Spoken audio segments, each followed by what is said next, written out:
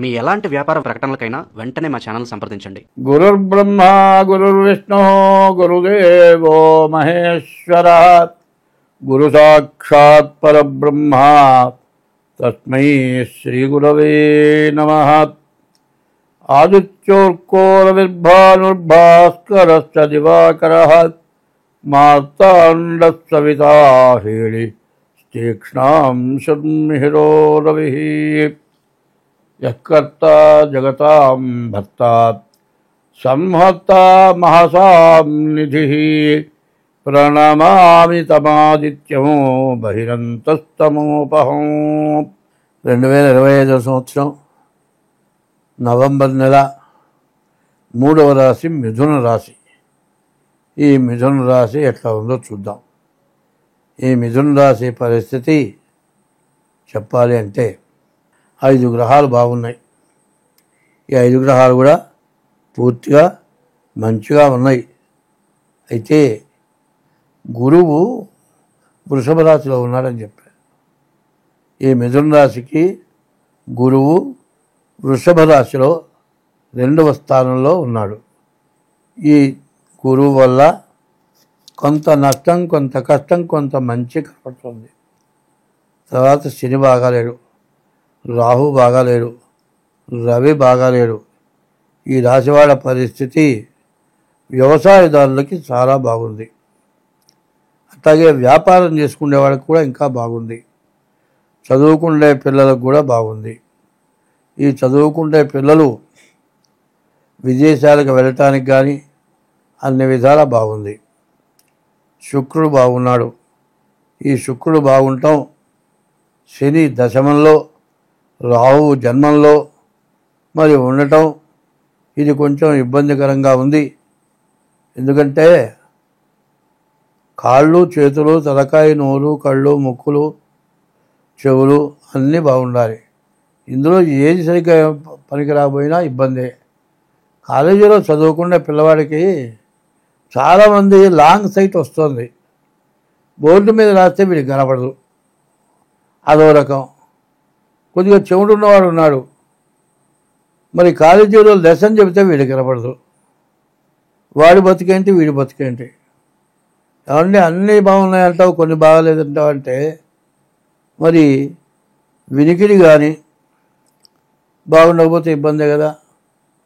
కళ్ళు సరిగా లేకపోతే దూరచూపు రాకపోతే ఇబ్బందే కదా. ఇట్లాంటి ఇబ్బందుల నుంచి బయటపడాలి అంటే ఇంత ఫీజు కట్టి వెళ్ళి చదువుకుంటే కూడా ఇబ్బందే కదా. ఇట్లాంటి వాటి నుంచి బయటపడాలి కదా. బయటపడాలి అంటే మీ డేట్ ఆఫ్ బర్త్ ద్వారా జాతకం చూపించుకోవడం చాలా అవసరం. ఇట్లా జాతకం చూపించుకుంటే ఎన్ని విధాలైనా బాగుంటుంది. అయితే ఈ రాశివాళ్ళు పెద్దవాళ్ళు అయితే, వివాహం కాని వాళ్ళైతే వివాహం కావడానికి పూర్తిగా అవకాశం ఉంది.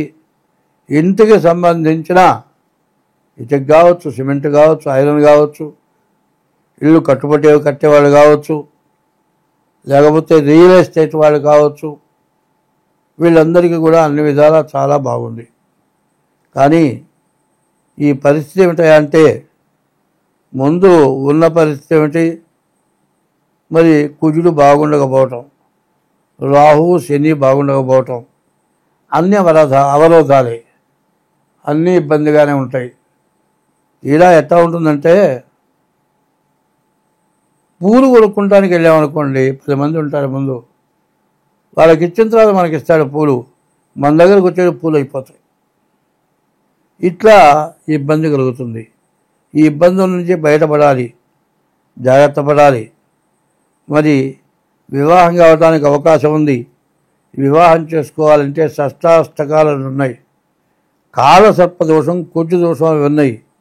ఇవన్నీ కూడా జన్మలగ్న రీత్యా చూడాలి, చూచి వివాహం చేసుకోవాలి. ఇప్పుడు చాలామంది ఏం చేస్తున్నారంటే నాబోటి వాళ్ళ దగ్గరికి వస్తారు, నలుగురు కూర్చుంటారు, పెద్దవాళ్ళు అడుగుతూ ఉంటారు, పక్కవాళ్ళు సమాధానం చెబుతూ ఉంటారు. అరే వీళ్ళ దగ్గరికి వస్తే శోధించలేరా, ఎట్లా గాలి చేసుకో, మరి ఈ విధంగా చేసుకోమని ఎగగొలుపుతారు. వీడికి వయసు వచ్చేప్పుడు ఎప్పుడు వస్తుందా పెళ్ళాం, ఎంత తొందరగా పెళ్లి చేసుకుందామా అనే హడావుడి బాగా ఉంటుంది. ఈ హడావుడిలో తప్పటడుగు పడితే మాత్రం చాలా ఇబ్బంది. వివాహం అనేది చదువుకున్నవాడు కావచ్చు, చదువుకోనివాడు కావచ్చు, తెలివి తక్కువ వాడు కావచ్చు, పిచ్చివాడు కావచ్చు, ఆ వయసుకి చూపు ఆడ మనిషి మీద పడుతూనే ఉంటుంది. మా ఇంటి దగ్గర ఒక తెలివి తక్కువ వాడు ఉన్నాడు. వాడికి కనీసం 36-35 ఏళ్ళు ఉన్నాయి. బాగా బలంగా ఉన్నాడు. వాడు ఏం లేదు, ఇంట్లో అన్నం పెడతారు, ఆ గుళ్ళో పోయి ఎవరన్నా పావులా బేడో ఇస్తే అడుక్కొని అది తీసుకొచ్చి ఇంట్లో ఇస్తే అన్నం పెడతారు. ఎవరైనా వయసు పిల్లలు వచ్చి గుళ్ళో ప్రదక్షిణ చేస్తుంటే వాళ్ళు వెనకాడితే వీడెడుతూ ఉంటాడు. వీడెమ్మడి పడి కొద్దీ వాడు పరిగెత్తూ ఉంటారు. వాడు పరిగెత్తిన కొద్దీ వీడు పరిగెత్తాడు.